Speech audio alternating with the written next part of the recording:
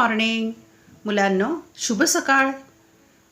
आज आपण कवितेचे रसग्रहण हा घटक अभ्यासणार आहोत.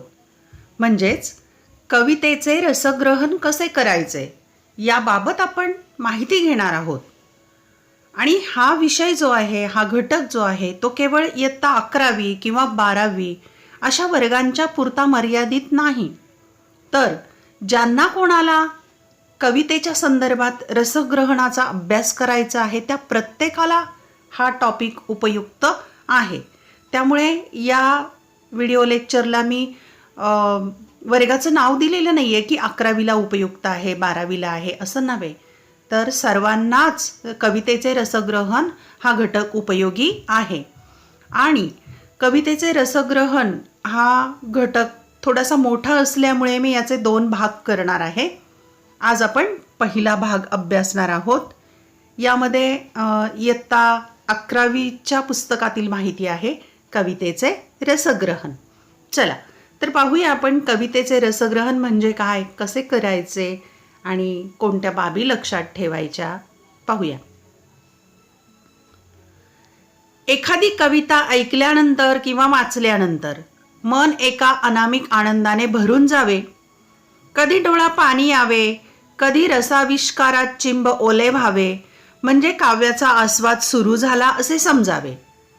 कविता वाचताच कधी शब्दातला ताल रुंजुनायला लागतो, तर कधी कवितेतले शब्द बोलायला लागतात. असं का होतं? तर काव्याचा आस्वाद ही आपली प्रत्येकाची मानसिक भूक असते. जात्यावर गाणे म्हणणारी स्त्री, अंगाई गाणारी स्त्री, हार्मोनियमवर गीत वाजवणारा वादक, काम करता करता रेडिओवर गाणी ऐकणारा रसिक श्रोता, हे आपापल्या आवडीनुसार गाण्याचा, कवितेचा आस्वाद घेत असतात. हा आस्वाद, ही रसिकता चिकित्सक चोखंदळ असतेच असे नाही.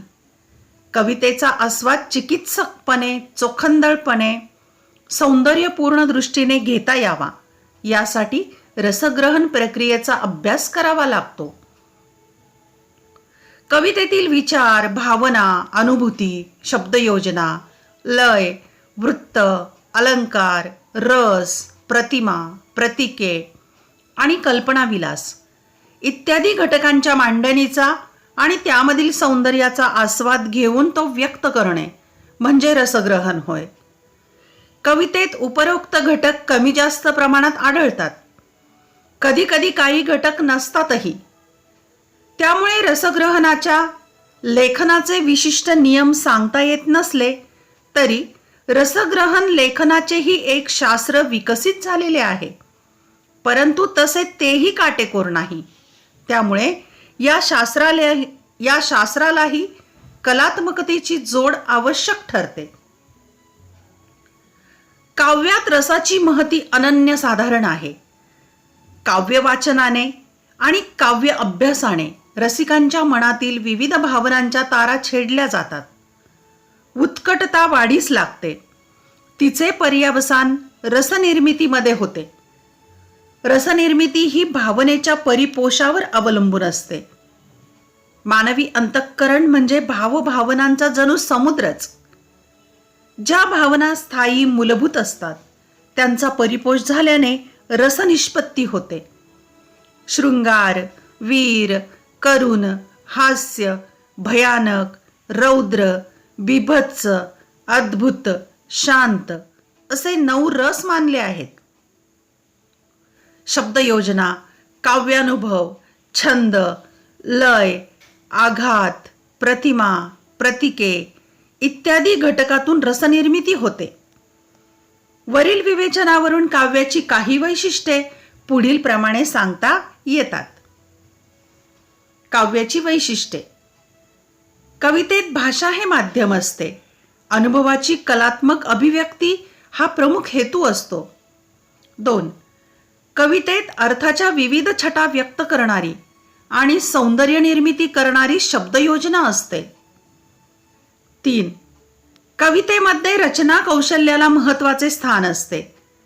छंद, वृत्त यांच्या आधारे वा मुक्त छंदात कविता केली जाते. 4. तिच्या रचना पद्धतीमुळे श्रवण सुभगता आणि स्मरण सुलभता ही गुणवैशिष्ट्ये साधली जातात. 5. कवितेचे लेखन हे छंद, वृत्त यानुसार असल्यामुळे काही वेळा व्याकरणाचे नियम त्यामध्ये गौण ठरतात.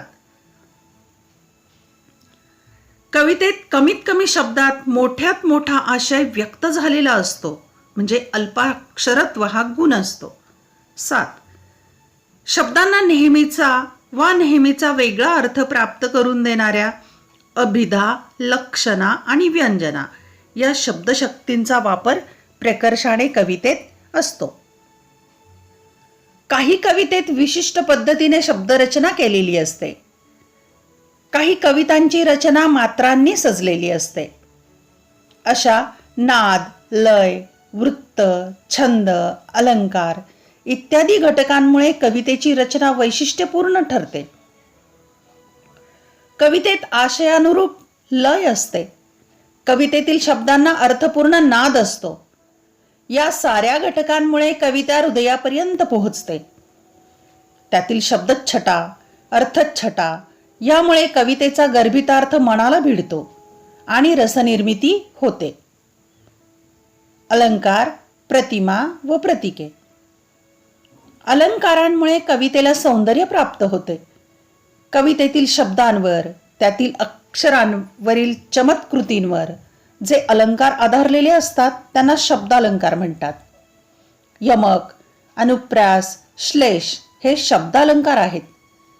काव्यामध्ये शब्दाच्या अर्थामुळे जेव्हा चमत्कृती उत्पन्न होते तेव्हा ते अर्थालंकार म्हणून ओळखले जातात.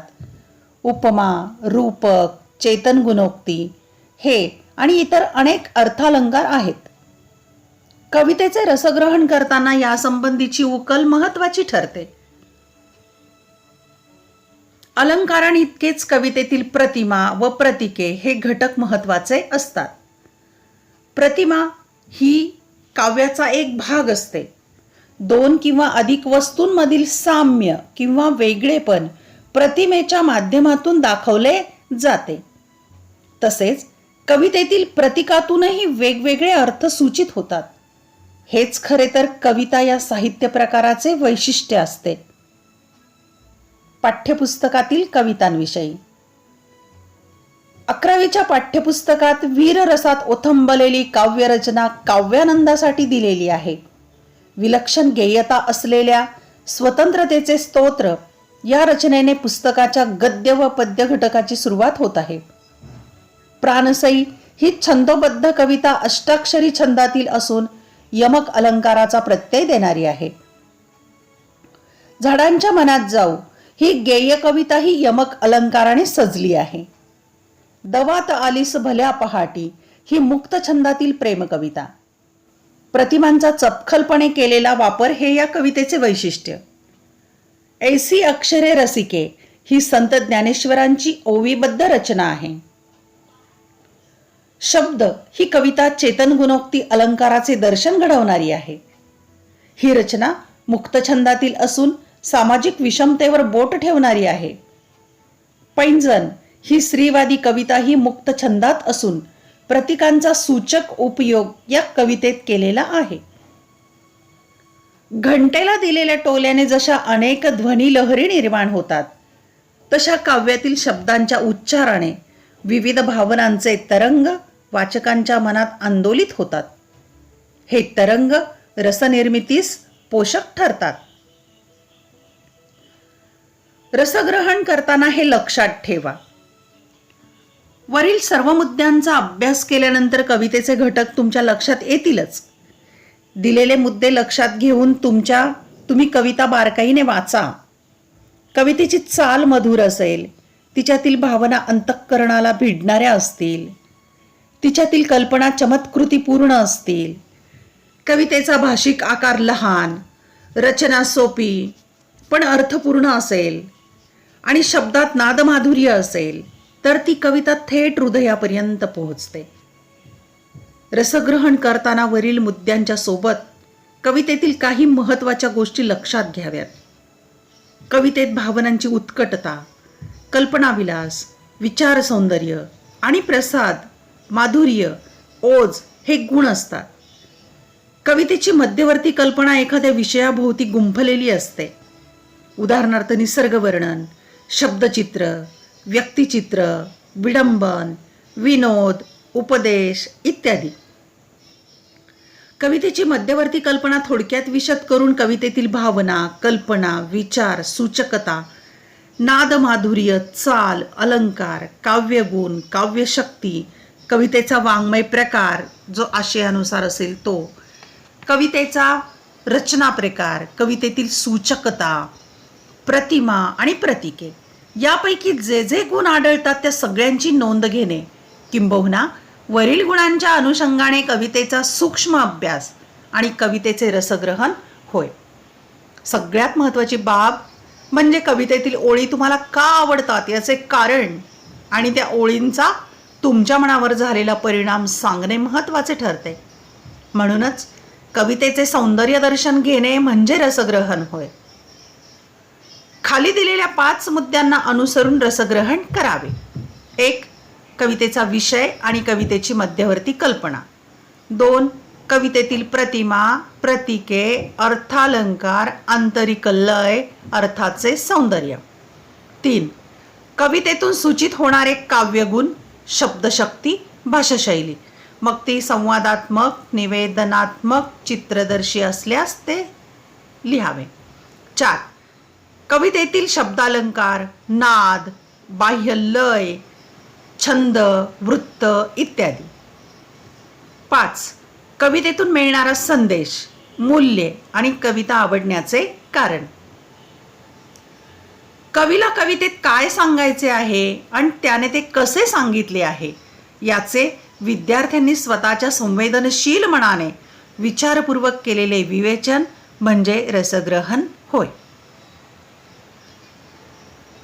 आतापर्यंत आपण रसग्रहण म्हणजे काय हे पहिल्या भागातली माहिती पाहिली.